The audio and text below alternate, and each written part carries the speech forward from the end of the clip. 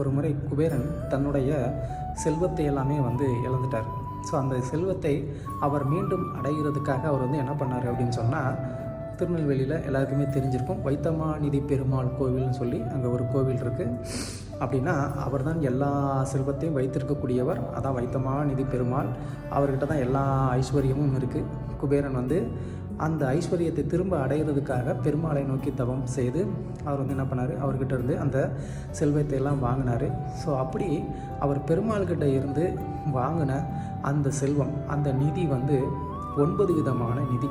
அந்த நிதி அவர் கொடுத்தாரு. அது என்னென்னு நம்ம பார்க்கலாம். பத்மநிதி, மகாநிதி, சங்கநிதி, மகர நிதி, கச்ச நிதி, முகுந்த நிதி, அப்புறம் நந்த நிதி, நீல நிதி, கரவ நிதி. இந்த மாதிரி 9 விதமான நிதி இல்லைன்னா ஐஸ்வர்யத்தை பெருமாள் என்ன பண்ணார், குபேரனுக்கு கொடுத்தார். ஹரே கிருஷ்ணா.